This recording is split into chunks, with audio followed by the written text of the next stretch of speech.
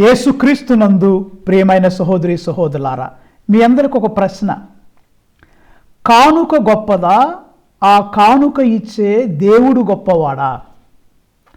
మనకు ఒక గిఫ్ట్, ఒక వరం, ఒక అనుగ్రహం ఇచ్చే ఆ వ్యక్తి గొప్పవాడా? ఇచ్చే వ్యక్తి గొప్పవాడా, లేకపోతే ఆయన ఇచ్చిన వస్తువు గొప్పదా అని మిమ్మల్ని ఒక ప్రశ్న అడగాలనుకుంటున్నాను.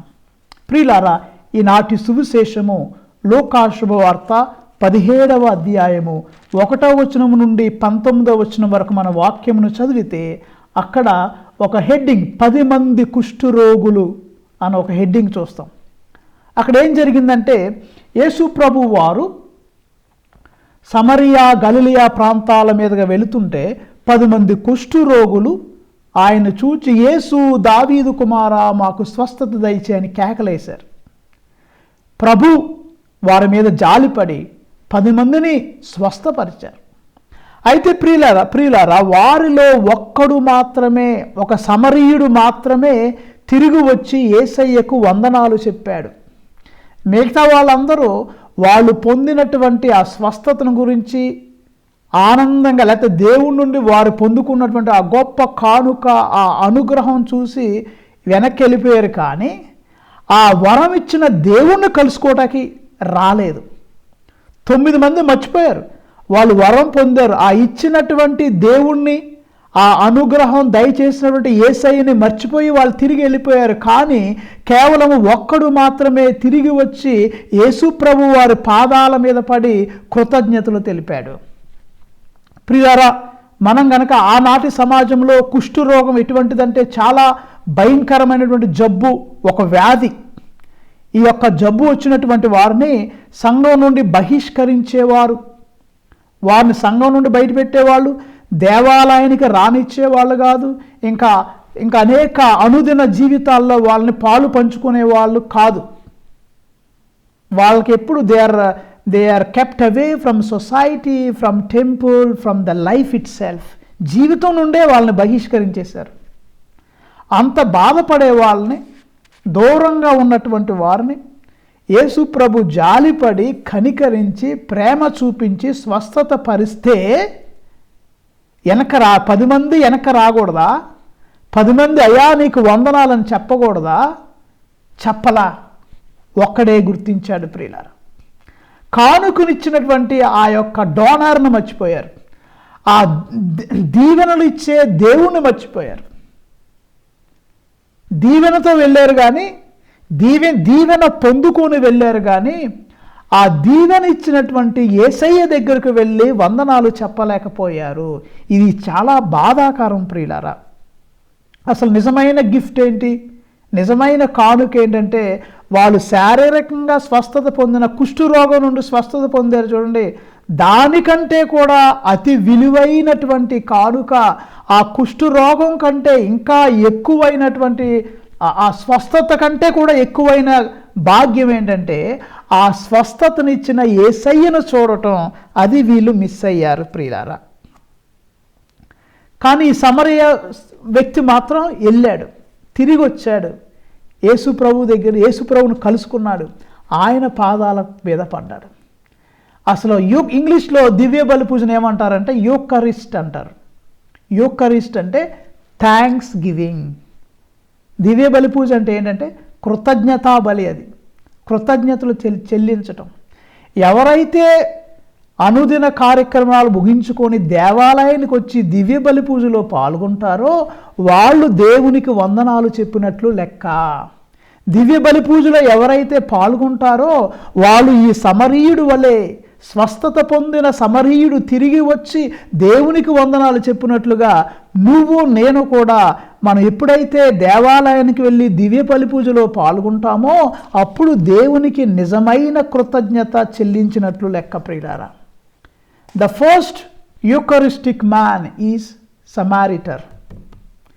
ఈ మొట్టమొదటి దివ్య బలి పూజని, కృతజ్ఞతని సమర్పించినట్టు, అంటే కృతజ్ఞతా బలి సమర్పించింది, దివ్య సప్రసాదాన్ని గుర్తించింది ఈ యొక్క సమరయుడు.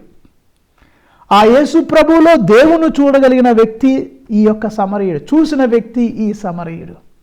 కాబట్టి ప్రియులారా, ఈ యొక్క వాక్యం వింటున్న ప్రతి ఒక్కరూ నేను తిరిగి వచ్చి దేవునికి వందనాలు చెప్తున్నానా? ఎన్ని దీవెనలు పొందుకున్నాం ప్రియులారా. చూడండి, మనం ఆలోచన చేస్తే మనం పీల్చుకునే శ్వాసకు కూడా మనం దేవునికి వందనాలు చెప్పాలి. మనం నవ్వుతున్నందుకు కూడా దేవునికి వందనాలు చెప్పాలి. సూర్యుడు ప్రతిరోజు ఉదయించి అస్తమిస్తున్నాడు, వందనాలు చెప్పాలి. అదేవిధంగా మనకు విశ్వాసం అనే ఒక వరం ఉంది, దానికి వందనాలు చెప్పాలి. భోజనం కొరకు వందనాలు చెప్పాలి. ప్రియులారా, నేను కొన్ని రోజుల క్రితం ఇక్కడ కిండర్ గార్డెన్ అంటే నర్సరీ స్కూల్కి వెళ్ళాను. ఒక పిల్లోడికి చాక్లెట్ ఇచ్చాను. అప్పుడు వెంటనే ఆ పిల్లోడు ఇలా నవ్వుతూ ఇలాగే చూస్తుంటే టీచర్ గారు అన్నారు, ఇప్పుడు ఏం చెప్పాలి మనకి ఎవరైనా వస్తువు ఏమైనా ఇస్తే ఏం చెప్పాలి అంటే పిల్లోడు థ్యాంక్ యూ డాంకే అన్నాడు. చిన్నప్పటి నుంచే నేర్పుతారు కృతజ్ఞతలు చెల్లించటం. ఇంగ్లీష్లో 2 అద్భుతమైన మాటలు ఉన్నాయి, సారీ, థ్యాంక్ యూ. ఈ 2 మాటలు చాలా చిన్న మాటలు, కానీ బలమైన అర్థం కలిగినటువంటి మాటలు. దైవ సన్నిధికి వచ్చినప్పుడు ప్రియులారా, దేవునికి థ్యాంక్ యూ చెప్పాలి, దేవునికి వందనాలు చెప్పాలి. అయ్యా, నా కుటుంబాన్ని దీవించావు, నాకు మంచి ఆరోగ్యం ఇచ్చావు, మంచి జీవితం ఇచ్చావు, మంచి ఫ్రెండ్స్ని ఇచ్చావు, మంచి బంధువులను ఇచ్చావు, నీకు వందనాలు, నీకు స్తోత్రాలని మనం చెప్పగలగాలి. 103వ కీర్తన మనం చూస్తే, నా ఆత్మమా ప్రభువును స్తుతింపుము, ఆయన మేలులు వేణిని నువ్వు మరవకుము అని కీర్తనకారుడు చెప్తారు. ఎంతమంది ప్రియులారా ఈ రోజుల్లో దేవుణ్ణి గుర్తుంచుకుంటున్నారు? ఎంతమంది తిరిగి వస్తున్నారు? పనులకు వెళ్ళేటప్పుడు కొంతమంది ప్రార్థన చేస్తారు, పరీక్షలకు వెళ్ళే ముందు ప్రార్థన చేస్తారు, కానీ ఫలితాలు వచ్చిన తర్వాత దేవుని దగ్గరికి వచ్చి వందనాలు చెప్తావా? నీ పని పూర్తయిన తర్వాత దేవుని దగ్గరికి వచ్చి వందనాలు చెప్తున్నావా? నీ యొక్క మంచి పంట పండిన తర్వాత దేవునికి థ్యాంక్ యూ చెప్తున్నావా? నీకు సంతాన భాగ్యం కలిగిన తర్వాత దేవునికి థ్యాంక్ యూ చెప్తున్నావా? నీ బిడ్డలో ఎదుగుతున్నప్పుడు దేవునికి థ్యాంక్ యూ చెప్తున్నావా? నువ్వు గనక దేవునికి వందనాలు చెప్పకపోతే, నువ్వు థ్యాంక్ యూ చెప్పకపోతే దేవుడు ప్రశ్నిస్తాడు. అలనాడు ఆ ప్రభు ఏ విధంగా అయితే మిగిలిన 9 మంది ఎక్కడా అని ప్రశ్నించారు కదా. చూడండి, లోకాశుభవార్త 17వ అధ్యాయము 17వ వచనం చూస్తే, అప్పుడు యేసు 10 మంది శుద్ధులు కాలేదా? మిగిలిన 9 మంది ఎక్కడా? Where are the other 9 people? అంటే ప్రభు ప్రశ్నిస్తున్నారు, ప్రభు అడుగుతున్నారు, తక్కిన వారు ఎక్కడా? రేపొద్దున నువ్వు నేను కూడా దేవుడి నుండి అనేక మేలులు పొంది, అనేక లాభాలు పొంది, ఆయన సన్నిధికి వచ్చి వందనాలు చెప్పకపోతే ఆయన లెక్క అడుగుతాడు. ఫలానా వ్యక్తి ఎక్కడా? ఫలానా ఫాదర్ జోసెఫ్ ఎక్కడా? లేకపోతే ఫలానా శౌరి ఎక్కడా? ఫలానా మరియమ్మ ఎక్కడా? వాళ్ళందరూ ఏరి?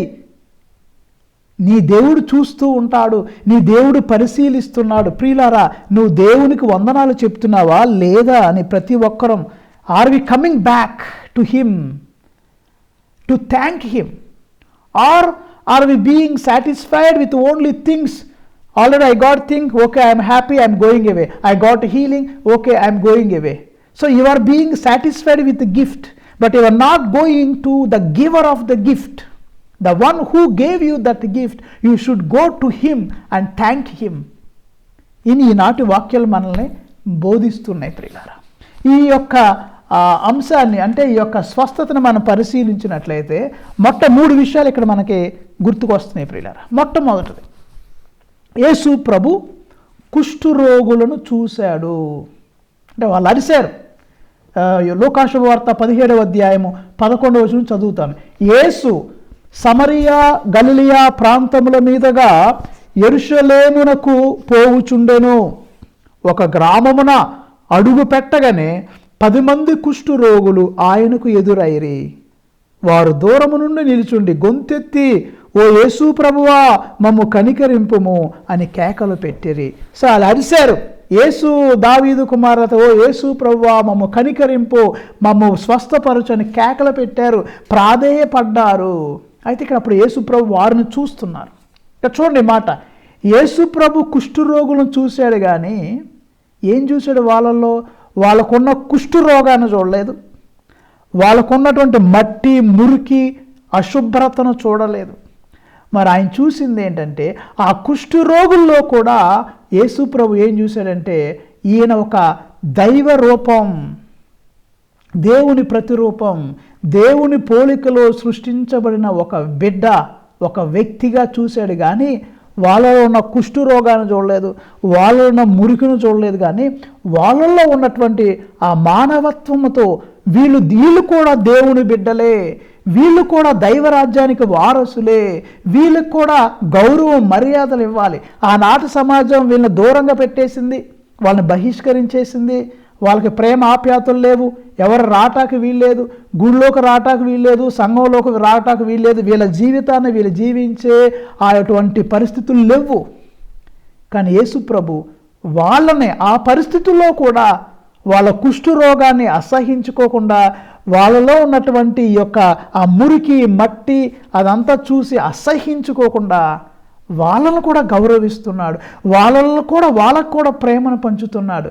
So God sees not your dirt, God sees not your sickness, God sees not your leprosy, he sees your dignity. You are image of God, you are child of God. Although you may be suffering, you may be having problems, you may have made many mistakes, you are in many troubles and problems, but Jesus respects you. Jesus loves you the same love. With the same love he is loving the good people, with the same love he will love you. He will not judge you, he will not discriminate you, he will not separate you from others. He will love you, he will try his best to save you. Of course, I too have to cooperate with God. So ఇక్కడ యేసు ప్రభు ఆ కుష్ఠరోగులను చూస్తున్నాడు, కానీ ఆ కుష్ఠును పట్టించుకోవట్లేదు, ఆ మట్టి పట్టించుకోవట్లేదు, ఆ మురికి పట్టించుకోవట్లేదు. ఇతడు కూడా దేవుని బిడ్డే, ఇతడు కూడా గౌరవానికి అర్హుడే, హీ ఈజ్ ఆల్సో దేవుని యొక్క పోలిక అని ఆ వ్యక్తిని గౌరవిస్తున్నాడు. ప్రియులారా, వారిని మళ్ళా బహిష్కరణ తీసేసి వారిని మళ్ళా సంఘంలోకి తీసుకొస్తున్నాడు. ప్రభువు చెప్తున్నాడు, యేసు వారిని చూచి మీరు వెళ్ళి యాజకులకు కనిపింపుడు. ఆనాటి సమాజంలో గురువులకు అంత వాల్యూ ఉంది, గురువులే సర్టిఫికేట్ ఇచ్చేవాళ్ళు, డాక్టర్స్ లాగా చెక్ చేసేవాళ్ళు, చర్మాన్ని చూసి స్వస్థత వస్తే సర్టిఫికేట్ ఇచ్చి స్వస్థత పొందారు అని సీలేసి సంతకాలు పెట్టి ఇచ్చేవాడు. వాళ్ళకి ఆ హక్కు ఉంది. వీళ్ళు దారిలో వెళ్తుంటే ప్రియులారా, ఆలల్లో ఒకడు అందరూ స్వస్థ పొందారు, ఒకడు మాత్రం యేసు ప్రభు దగ్గరికి వచ్చేసాడు. ఎందుకు? కృతజ్ఞతలు చెప్పడానికి. యేసు ప్రభు పాదాల మీద పడ్డాడు. ప్రియులారా, ఈ కృతజ్ఞత భావం చాలా ముఖ్యం. You should have an attitude of thanksgiving, gratitude, attitude of gratitude అంటారు. You should have this attitude of gratitude. కృతజ్ఞత భావం నీలో ఉండాలి, నీ హృదయంలో ఉండాలి. ఎందుకంటే ప్రియులారా, కృతజ్ఞత భావం ఏం చేస్తుందంటే మన హృదయాన్ని తెరుస్తుంది. The doors of your heart will be opened when you have gratitude. Your heart will be opened automatically. If you have gratitude in your heart will be opened. After that you will be going closer to God.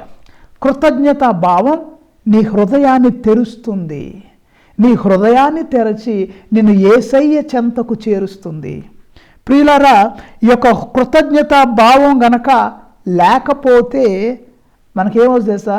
నీలో కృతజ్ఞత భావం, if you don't have thanksgiving heart, if you don't have gratitude in your heart, you will be living within yourself with selfishness, egoism. You will be deep down in your heart and you will die of your ego. మనలో కృతజ్ఞత భావం ఉన్నప్పుడు హృదయం తెరుచుకుంటుంది, ఆ హృదయం దేవుని చెంతకు వెళ్ళుద్ది. తర్వాత మనం ఏంటంటే ప్రియులారా, ఈ కృతజ్ఞత భావం నేను దేవుని చెంతకు తీసుకెళ్ళొద్దు అన్న. దేవుని చెంతకు కాదు, నీ యొక్క పొరుగు వారి దగ్గర కూడా తీసుకెళ్ళుద్ది.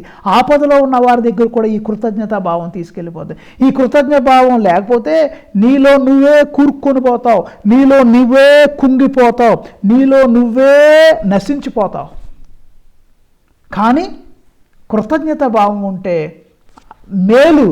ఎవరైనా మేలు చేసినప్పుడు వాళ్ళకి వందనాలు చెప్పాలి అనే ఆలోచన నీలో ఉంటే ఇది నిన్ను రక్షిస్తుంది. నీ హృదయం ఇంకా ఆనందంతో ఉప్పొంగుద్ది. జర్మన్ భాషలో ఒక మాట ఉంది, ఒక కొటేషన్ ఉంది, వేర్ డెంక్ట్ డెర్ డాంక్ట్. ఎవరైతే ఆలోచిస్తారో వాళ్ళు కృతజ్ఞతలు చెప్తారంట. అందుకే కీర్తనల గ్రంథంలో ఏమన్నారు? చవిచూచి చూడు ప్రభువెంత గొప్పవాడో మీకే తెలియను. Taste and see how good the Lord is. ఈ టేస్ట్ చేయటం అంటే నువ్వు ఆ టైం తీసుకొని ఆలోచన చేయి. ఆలోచన చేస్తే ఆటోమేటిక్గా నువ్వు వందనాలు చెప్తావు. మీ జీవితాన్ని చిన్నప్పటి నుండి ఇప్పటి వరకు ఆలోచన చేసుకోండి. దేవుడు మిమ్మల్ని ఎంతగా దీవించాడు, దేవుడు మిమ్మల్ని ఎంతగా ఆశీర్వదించాడు, వాటిలన్నిటికీ మీరు కృతజ్ఞతలు చెప్తున్నారా ప్రియులారా అని ఆత్మ పరిశీలన చేయాలి. కృతజ్ఞత చెప్తే నువ్వు దేవుని చెంతకు వెళతావు, నీ యొక్క సహోదరు చెంతకు, ఫ్రెండ్స్ దగ్గరికి కూడా నువ్వు వెళతావు. నీకు కృతజ్ఞత లేకపోతే నీలోనే నువ్వు కుంగి కుంగి కుంగి నశించిపోతావు. అదే తేడా కృతజ్ఞత కలిగిన వ్యక్తికి, కృతజ్ఞత లేని వ్యక్తికి తేడా. ప్రియులారా, మూడోది, ఫస్ట్ ఏం చెప్పాం, యేసు ప్రభు కుష్ఠరోగిని చూశాడు. అతనిలో ఉన్న కుష్ఠును చూడకుండా అతనిలో ఉన్న గొప్పతనాన్ని, ఆయన కూడా ఒక మనిషే, ఆయనకి గౌరవం ఉంది, ఆయన కూడా దేవుని బిడ్డే, ఆయన కూడా ఆత్మ ఉందని ఆ వ్యక్తిత్వాన్ని, వ్యక్తిలో గొప్పతనాన్ని చూశాడు. రెండోది నేనేం చెప్పాను, ఒక వ్యక్తి తిరిగి వచ్చి ఏం చెప్పాడు, వందనాలు చెప్పాడు. వందనాలు చెప్పడం అంటే నీ హృదయం నువ్వు తెరుస్తున్నావు, దేవుని దగ్గరికి వెళుతున్నావు, నీ ఇరుగు పొరుగు వారి దగ్గరికి వెళ్తున్నావు. నువ్వు గనక తిరిగి రాపోతే, దేవుని చెంతకు రాపోతే, వందనాలు చెప్పే మనస్తత్వం లేకపోతే నీలో నువ్వే కుంగి కుంగి నశించి చచ్చిపోతావు. మూడోది ప్రియులారా, నీకు చెప్పాలనుకున్నది ఏంటంటే, ప్రభు ఒక గొప్ప మాట అన్నారు, నీ విశ్వాసమే నిన్ను రక్షించింది అన్నారు. లోకా శుభవార్త 17వ అధ్యాయము 19వ వచనం, పిదప యేసు అతనితో, నీ విశ్వాసము నిన్ను స్వస్థపరిచినది అనేను. లేచి వెళ్ళుమో, get up and go, your faith has made you well. నీ విశ్వాసానికి అంత గొప్ప శక్తి ఉంది, గొప్ప బలం ఉంది. నీకు విశ్వాసం ఉంటే లెగు, అంటే ప్రభు నీలో నువ్వు నమ్ముకుంటే యేసయ్యని నీకు మేలులు చేస్తాడు. ఎంతమంది ప్రజలు ఈరోజు ఈ విశ్వాసము కలిగి జీవిస్తున్నారు అని ఆలోచన చేస్తే బాధాకరం. చాలా తక్కువ మంది కృతజ్ఞత భావం లేకపోతే విశ్వాసం కలిగి జీవిస్తున్నారు. దేవుడు అంటే చాలామందికి ఈ రోజుల్లో లెక్కలేదు, దేవాలయానికి వెళ్ళటానికి టైం లేదు. నేను చెప్పాను కదా, కృతజ్ఞత అంటే ఏంటి, యూకరిస్ట్ అంటే దివ్య బలి పూజలో పాల్గొనేవాడు కృతజ్ఞతలు చెల్లించినట్లే. ప్రతి ఒక్కరూ కూడా ప్రియులారా, మీ దేవుడిచ్చిన వరాలతో తృప్తి చెందిపోయి, లేకపోతే ఆయన ఇచ్చిన కానుకలతో తృప్తి చెందిపోయి ఇంటికి వెళ్ళిపోకుండా, ఆ కానుకనిచ్చిన యేసయ్య దగ్గరికి వెళ్ళండి, ఆ దీవెనిచ్చిన దేవుడి దగ్గరికి వెళ్ళండి, ఆయన్ని స్వీకరించండి. ఈ కుష్ఠరోగి ఆయన పాదాల మీద పడ్డాడు. He met God in Christ.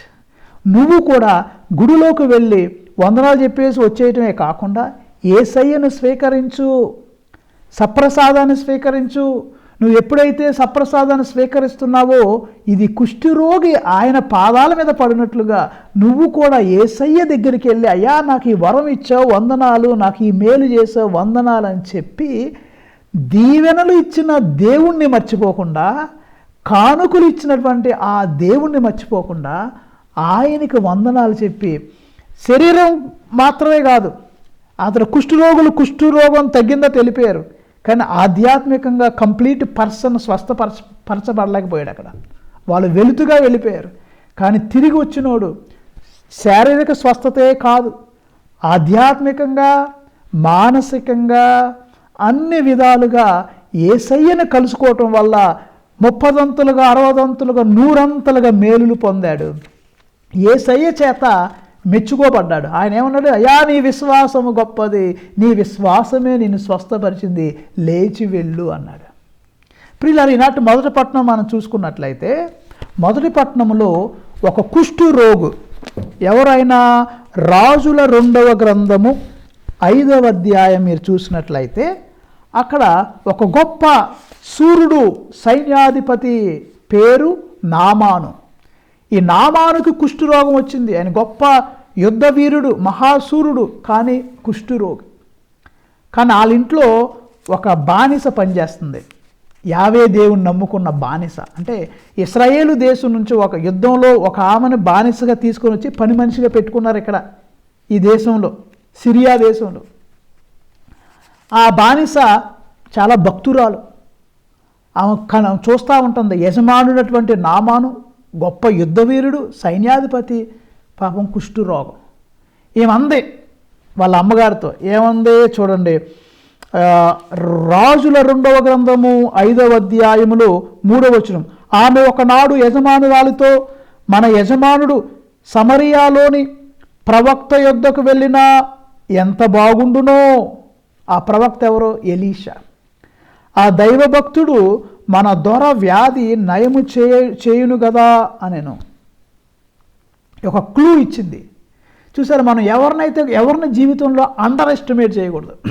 ఆవేంటి బానిస, ఆవేంటి అంట్లు కడుక్కునేవా, ఆమె చెప్పేది నేను వింటమేంటి అని ఆమెను చిన్న చూపు చూడట్లా. ఇక్కడ సైన్యాధిపతి అతని భార్య ఇద్దరు కూడా నిజమమ్మా, ఎలీషా ప్రవక్త అంత గొప్పవాడా, సరే మీ అయ్యగారిని ఆ దేశం వెళ్ళమని చెప్తాను, అక్కడ రాజును కలిసి రాజు ద్వారా అక్కడికి వెళ్ళమని చెప్తానని వీళ్ళు గర్వంతో అహంకారంతో ఆ పిల్ల చెప్తే నేనేంటమేంటి అని అనుకోకుండా వీళ్ళని తగ్గించుకొని సరే దేవుడు మేలు చేస్తాడేమని చాలా కానుకలతో వెళ్ళారంట. చూడండి ఏమేమి తీసుకెళ్ళారు, 30,000 వెండి నాణేలు, 6,000 బంగారు కాసులు, 10 జతల పట్టుబట్టలు కానుకగా తీసుకొని ఈ యొక్క సిరియా రాజు ఇశ్రాయేల్ రాజుకి కానుకగా పంపించి, మీ దేశంలో ఎలీషా అనే ప్రవక్త ఉన్నాడు కండి, అతనికి చెప్పి మరి మా సైన్యాధిపతికి కుష్ఠరోగం తగ్గేటట్లు చేయండి అని ఒక లేఖ రాసి పంపిస్తాను. ఎప్పుడైతే ఇశ్రాయేల్ రాజు ఆ లేఖ చదివాడు బట్టలు చింపేసుకున్నాడు. ఇదేంటి సిరియా రాజుకి పిచ్చెక్కిందా ఏంటి, నాతో ఏమైనా యుద్ధం చేయాలనుకుంటున్నాడా, నన్ను చంపాలనుకుంటున్నాడా, లేకపోతే దీన్ని ఆసరాగా తీసుకొని ఏదో కుష్ఠరోగాన్ని మా వాళ్ళు నయం చేయటం ఏంటి, అది మా చేతిలో పని కాదు కదా అంటే ఆ రోజులో మందు లేదు. మరి 2 దేశాల మధ్య యుద్ధం చేయటానికి ఆయన ఏదో ఒకటి చూపించి మమ్మల్ని చంపాలనుకుంటున్నాడా ఏంటి, ఈ కుష్ఠరోగాన్ని నేను నయం చేయటం ఏంటి, లేకపోతే మా దేశం వాళ్ళు నయం చేయటం ఏంటి, మేమేమైనా దేవుళ్ళమా ఏంటి అని ఆ రాజు భయపడిపోయాడు, బట్టలు చింపుకున్నాం. కానీ ఎలీషా మాత్రం రాజుకు వర్తమానం చెప్పి, రాజా ఆ సైన్యాధిపతిని రమ్మనండి, మన దేవుడు గొప్పవాడు, మన దేవుడు అద్భుతం చేస్తాడు అని చెప్పాడు. ఈ మాటలకి మరి నామాను కుష్ఠరోగైనట్టు నామాను ఈ గిఫ్ట్లన్నీ, ఈ వరాలు, ఈ యొక్క నగలు, బంగారం, వెండి, పట్టుబట్టలు ఎన్ని తీసుకొచ్చి నామాను దగ్గరికి వచ్చి మరి అయ్యా నన్ను స్వస్థపరచున్నప్పుడు నామాను ఏమన్నాడు, నామాను ఎక్కువేం మాట్లాడాల, నామాను ఒకే ఒక మాట అన్నాడు, నువ్వు యోర్దాను నదిలోకి వెళ్ళి 7 సార్లు మునగమన్నాడు. 7 సార్లు మునగమంటే నామానుకు చాలా కోపం వచ్చింది. ఏంటి ఈ ప్రవక్త పిచ్చోళ్ళలాగా ఉన్నాడు, మా దేశంలో నదులు లేవా, మాకున్న నదుల్లో నేను మునిగితే మాకు స్వస్థత రాదా ఏంటి, యోర్దాను నదిలోనే నేను మునగాల, నేను వెళ్ళను, నేనేదో ఆ ప్రవక్త ఏదో వచ్చి నా దగ్గరికి వచ్చి ప్రార్థన చేస్తాడు అనుకుంటే లేదా నాకు ఎక్కడైతే కుష్టి వచ్చిందో ఆ కుష్టిగాడ ప్రార్థన చేస్తాడు అనుకుంటే ఈయనేంటి ఆ నదిలోకి వెళ్ళి మునగమంటున్నాడు, పిచ్చోళ్ళలాగా ఉన్నాడని ఒక డిఫరెంట్ టోన్తో ఆయన ఈ నామాను కుష్ఠరోగి ఎలీషాని ఉద్దేశించి ఇలా మాట్లాడుతుంటే అక్కడ ఉన్నటువంటి సైన్యాధిపతులు మిగిలినటువంటి పనులు అన్నారు, అయ్యా ఆ ఎలీషా ప్రవక్త దైవజనుడు మిమ్మల్ని పెద్ద పెద్ద పనులు చేయమంటే చేసేవాళ్ళు కదా, ఇంకా ఎక్కువ కష్టమైన పనులు అయితే చేసేవాళ్ళు కదా, ఆయన ఏమన్నాడు, నదిలో మునగమన్నాడు, మునగండి, చిన్న పనే కదా, కొంచెం సహనం కలిగి మునగండి అని అన్నారు. సరేనని వాళ్ళ మాటలని ఈ నామాను ఎలీషా చెప్పినట్లుగా 7 సార్లు యోర్దాను నదిలో మునిగితే ఆయనకు సోకిన కుష్ఠంతా పోయింది. Praise the Lord. వెంటనే నామాను అయ్యా ఎలీషా దగ్గరికి వెళ్ళి, ఓ దైవజనుడా మీ దేవుడు గొప్పవాడు, మీ యావే దేవుడు గొప్పవాడు అని ప్రశంసించి దేవుణ్ణి స్తుతించి, ఇదిగో కృతజ్ఞతగా నేను ఈ కానుకలు ఇవ్వాలనుకుంటున్నాను, నా కృతజ్ఞతను స్వీకరించండి, as thanks giving I want to offer you some gifts, please accept my gifts అంటే నామాను ఎలీషా తీసుకోలేదు. నాకు ఏ గిఫ్ట్లు వద్దు అన్నాడు. అప్పుడు ఈ కుష్ఠరోగం నుండి స్వస్థత పొందిన నామాన్ అంటున్నాడు, అయ్యా సరే నా దగ్గర కానుకలు అయితే మీరు తీసుకోవట్లేదు, కనీసం మీ దేశం నుండి కొంత మట్టిని నన్ను తీసుకెళ్ళనేటకు అనుమతి ఇవ్వండి. 2 గాడిదలు ఎంత మట్టి మోస్తాయో అంత మట్టి నా దేశానికి నేను తీసుకెళ్తాను, మీ దేవుడు గొప్పవాడు, ఈ భూమిలో ఉన్న దేవుడు గొప్ప, ఈ యొక్క దేశంలో ఉన్న మీ దేవుడు గొప్పవాడు, దానికి గుర్తుగా నేను ఇంకెక్కడా విగ్రహారాధన కానీ ఇంక ఏ బలి అర్పణ కానీ చేయకుండా నేను మీ దేవుణ్ణి గుర్తుంచుకోవడానికి నాకు గుర్తుగా కొద్దిగా మట్టిని ఇవ్వండి అని మట్టిని తీసుకొని వెళ్ళాడు. అయితే మీకు ఈ పాయింట్ వచ్చింది కాబట్టి చెప్తున్నాను ప్రియులారా. కానీ ఎలీషా ప్రవక్తకే ఒక సేవకుడు ఉన్నాడు, ఒక జూనియర్ ప్రీస్టో లేకపోతే జూనియర్ పాస్టర్ గారో ఎలీషా దగ్గర ఉన్నాడు. ఆయన పేరేంటి? గేహజీ. ఆయన చూశాడు, అమ్మో ఇన్ని వేల వేల ఆస్తులు, బంగారం, డబ్బు, ఈయన వద్దంటున్నాడేంటి? ఈయనకి దురాశ కలిగింది సేవకుడికి. ఎవరు సేవకుడికి? ఎలీషా దగ్గర ఉన్న సేవకుడు. వాళ్ళు వెళ్ళిపోతాం చూశాడు. తర్వాత ఈ యొక్క గేహజీ అనే ఈ సేవకుడు దురాశతో, దైవ భయం లేకుండా పరిగెత్తుకుంటూ వాళ్ళ దగ్గరికి వెళ్ళి, ఏమండి మాకు ఒక 2 ప్రవక్తలు వచ్చారు, మా గురువు గారు మీ దగ్గరుండి కొద్దిగా బంగారం, వెండి, డబ్బులు తీసుకురామన్నారు. ఎందుకు? ఆయనకి కాదు, ఆ వచ్చిన ప్రవక్తలకి కానుకలుగా ఇవ్వటానికి మీ దగ్గరుండి తీసుకురామన్నారంటే నామాను సంతోషంతో, ఇదిగో నేను మీ గురువు గారి కోసమే కదా తీసుకొచ్చాను, very good, come on please take and give to your Guruji, అంటే మీ యొక్క ఎలీషా ప్రవక్తకి ఇవ్వండి అని నామాను సంతోషంగా వెండి, బంగారం కొన్ని పెద్ద ఇచ్చాడు. కానీ ప్రియులారా ఏం జరిగింది? ఈయన తీసుకెళ్ళి ఎలీషాకి ఇవ్వకుండా తన ఇంట్లో పెట్టుకున్నాడు. తన ఇంట్లో పెట్టుకుంటే ఇది దైవ ప్రేరణ వల్ల ఎలీషాకి తెలిసింది. ఎలీషా అడుగుతున్నాడు, నువ్వు డబ్బు తీసుకొచ్చా? నేనేం తీసుకురాలేదంటే నేను ఇంట్లోనే ఉన్నాడని అని అబద్ధం ఆడాడు. అప్పుడు ఎలీషా ప్రవక్త అంటున్నాడు, గేహజీ నువ్వు కూడా దైవ సేవకుడిగా ఉండాల్సిన వాడివి, జూనియర్గా ఉన్నావు, నేర్చుకోవాల్సిన నువ్వు డబ్బు మీద ఆశపడ్డావు కాబట్టి ఆ నామానికి వచ్చిన కుష్టు నీకొస్తుంది. ఇప్పుడు నీకొస్తుంది, నీ కుటుంబం వారందరికీ ఆ కుష్టు రోగం సోకుద్దన్నాడు. సరే ప్రియులారా, ఓ పక్కనేమో ఇదంతా మొదటి పట్టణం లేదు, కానీ నేను మీకు ఆ మొత్తం ఎపిసోడ్ అర్థం అవటానికి చెప్తున్నాను. మొదటి పట్టణంలో మాత్రం కేవలం నామాను స్వస్థత, నామాను చూపిన కృతజ్ఞత గురించి మాత్రమే ఉంది. ఈ వాక్యం వింటున్న మీరు కూడా మీరు చేసిన మేలు మర్చిపోవద్దు. చాలామంది కుక్కలను పెంచుకుంటారు. ఎందుకు? కుక్కకు విశ్వాసం ఎక్కువ. కుక్కకు విశ్వాసం. కొన్నిసార్లు మనుషులైన మనం చాలా మేలులు పొందుకుంటాం, కానీ కుక్కకున్న విశ్వాసం కూడా ఉండదు. చేసిన మేలు మర్చిపోతాం, కొన్నిసార్లు తిరగబడతాం. 100 సార్లు సహాయం చేసి 101వ సహాయం చేయకపోతే ఆ 100 సార్లు చేసిన సహాయాన్ని మర్చిపోతాం, చేసిన వ్యక్తిని తిడతాం, వారిలో తప్పులు కనుక్కుంటాం. అలా కాకుండా కృతజ్ఞత కలిగి జీవించండి. Be with thanksgiving heart. ఈనాటి 2వ పట్టణంలో పౌలు తిమోతికి రాసిన లేఖలో సహనము కలిగి ఉండండి అంటున్నాడు పౌలు గారు. తిమోతికి రాసిన 2వ లేఖ 2వ అధ్యాయం 12వ వచనంలో, మనము సహనము ప్రదర్శించినచో ఆయనతో పాటు రాజ్య పాలన చేయుదము. సహనం. చిన్న ఆటలకే టెన్షన్ పడిపోయి వాళ్ళని తిట్టి వీళ్ళని తిట్టి ఓర్పు లేకుండా ఉండొద్దు. సహనము కలిగి ఉండండి. సహనము కలిగి ఉంటే దేవునితో కలిసి నువ్వు రాజ్య పాలన చేస్తావు.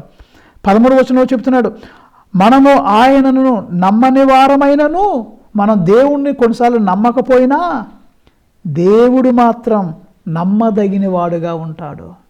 God is always reliable. నమ్మక పాత్రుడు ఆయన. నమ్మకానికి ఆయన నమ్మదగిన వాడు. Is a trust worthy man.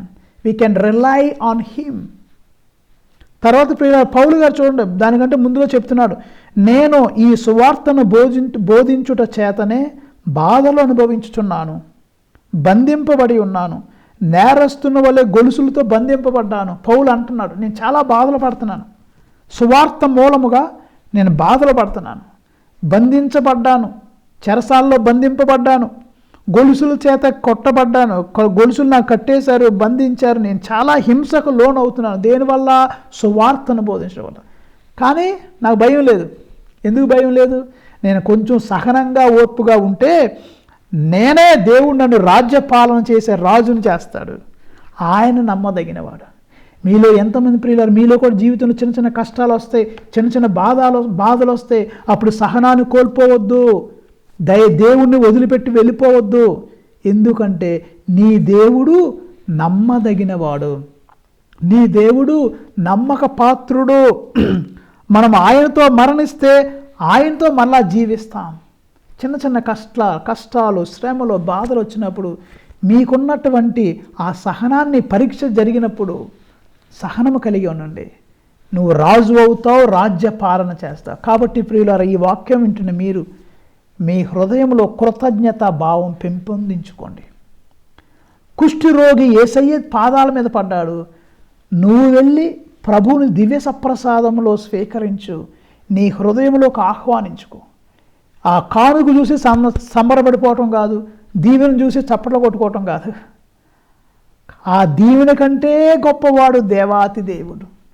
నువ్వు పొందిన కానుక కంటే గొప్పవాడు దేవాతి దేవుడని గుర్తించి కానుకలనిచ్చే దేవుని దగ్గరికి వెళ్ళండి. దీవెనలిచ్చే దేవుణ్ణి మర్చిపోకుండా ఈ 9 మంది కుష్ఠరోగులు మర్చిపోయి వెళ్ళిపోయారు. అలా వద్దు. దైవ సన్నిధికి వెళ్ళండి, వందనాలు చెప్పండి, మీకు మేలు చేసేవారు కృతజ్ఞతలు చెప్పండి, మీ తల్లిదండ్రులకి కృతజ్ఞతలు చెప్పండి, టీచర్లకి కృతజ్ఞతలు చెప్పండి, మీకు మేలు చేసే ప్రతి ఒక్కరికి థ్యాంక్ యూ చెప్పండి.